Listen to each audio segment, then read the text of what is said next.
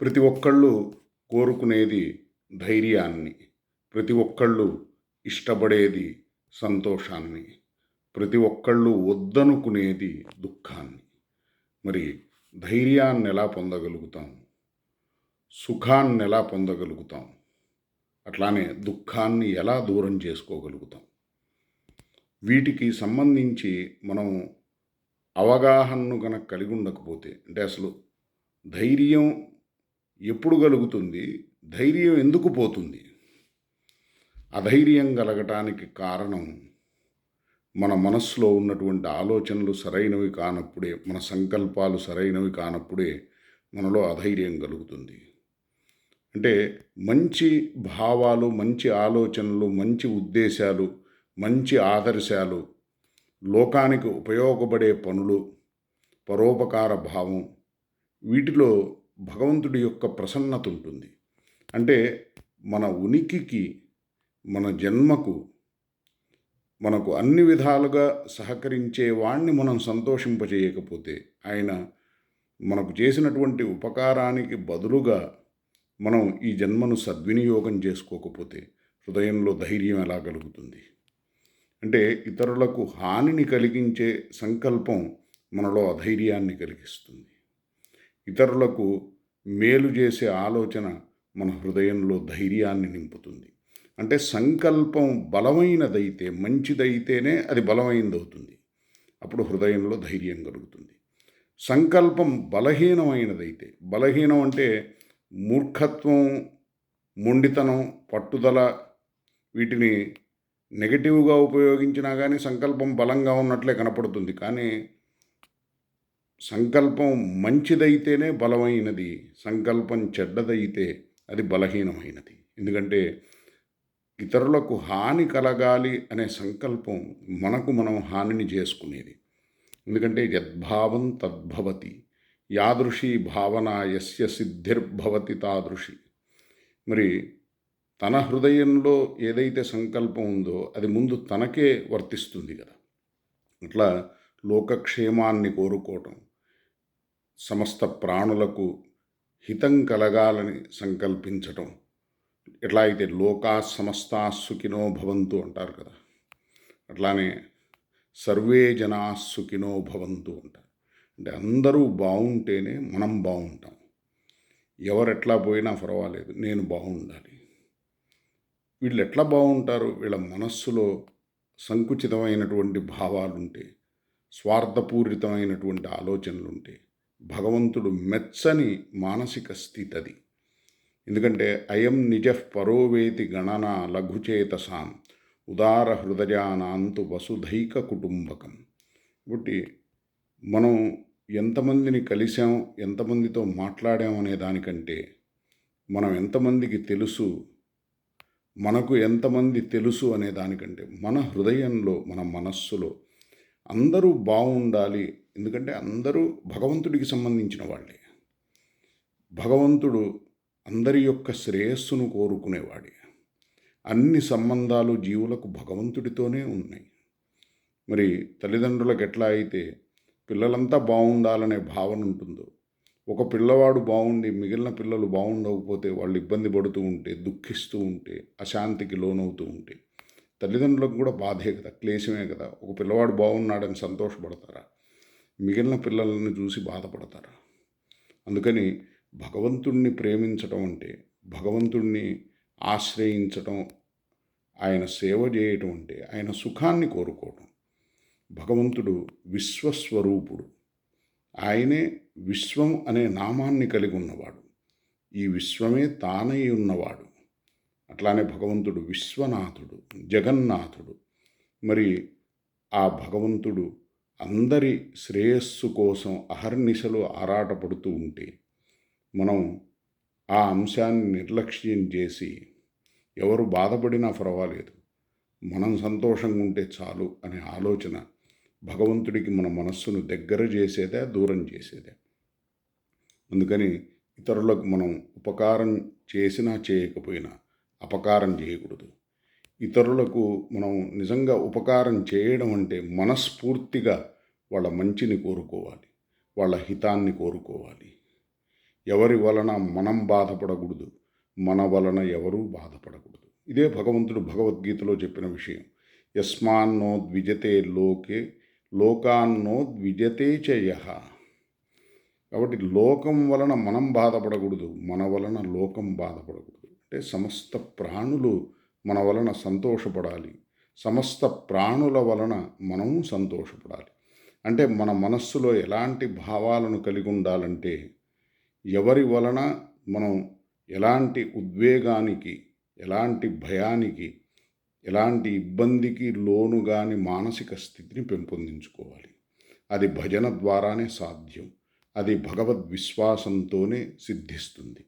అందుకని ఎంత మనం భగవంతుడిని విశ్వసిస్తే అంత మన మనస్సులో దుర్భావనలు దూరం అవుతాయి, సద్భావనలు ఉత్పన్నమవుతాయి, బలపడతాయి, వృద్ధిని పొందుతాయి.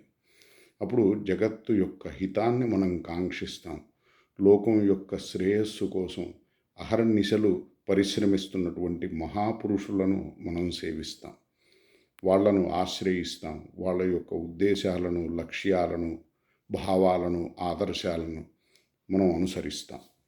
జగత్తుకు ఎంతో మంగళకరమైనటువంటి స్థితిని కలిగించడం కోసం అని చెప్పి జగత్తును సేవించే మహానుభావులు, పరోపకార పరాయణులు, అట్లానే పుణ్యమైనటువంటి యశస్సు కలిగిన వాళ్ళు, గొప్ప కీర్తి కలిగిన వాళ్ళు, అంటే లోకం యొక్క హితాన్నే అనుక్షణం కోరుకునేవాళ్ళు. తాము శ్రమించినా, తాము కష్టపడ్డా, ఇతరులకు మేలు జరిగితే అదే మాకు గొప్ప, అదే మాకు కావలసినటువంటి ఫలం అని భావించేవాళ్ళు ఉంటారు. వాస్తవంగా ప్రతి ప్రాణి భగవంతుడి స్వరూపమే. ప్రతి హృదయంలో భగవంతుడు కొలువై ఉన్నాడు. మరి ప్రతి జీవుడితో భగవంతుడికి అన్ని సంబంధాలు ఉన్నాయి. మన భావంలో మనం చేసే సేవ భగవంతుడికి చెందాలి, భగవంతుడు ఆ సేవ వలన సంతుష్టుడు కావాలి అని నిజంగా అనుకుంటే, ప్రతి ప్రాణిలో భగవంతుడు ఉన్నప్పుడు ఏ ప్రాణి సుఖించినా, ఏ ప్రాణి సంతోషపడినా ఆ హృదయంలో భగవంతుడు సంతోషిస్తున్నట్లు. అంటే తాత్కాలికమైనటువంటి సుఖం గురించి కాదు, శాశ్వతంగా ఆ జీవుడు సుఖపడటానికి కావలసినటువంటి యోగ్యమైన మానసిక స్థితిని కలిగించడమే భగవంతుడికి సేవ అవుతుంది. అట్లానే మన హృదయంలో ప్రతి ప్రాణి విషయంలో మంచి భావాలను కలిగి ఉండటమే, అపరాధ భావాన్ని కలిగి ఉండకపోవటమే, అట్లానే మన వాక్కుతో కానీ, మన మనస్సులోని ఆలోచనలతో కానీ, మన చేష్టలతో కానీ ఇతరులకు ఇబ్బందిని కలిగించకపోవడం భగవంతుడికి ప్రీతిని కలిగించే అంశం. అందుకే దయయా సర్వభూతేషు సంతుష్ట్యా ఏన కేనవా సర్వేంద్రియోపశాంత్యా చ తుష్యత్యాశు జనార్దన అని చెప్పబడుతోంది భాగవతంలో. కాబట్టి భగవంతుడు సులభంగా ప్రసన్నుడు కావాలంటే సర్వభూత దయను తప్పకుండా మనం కలిగి ఉండాలి.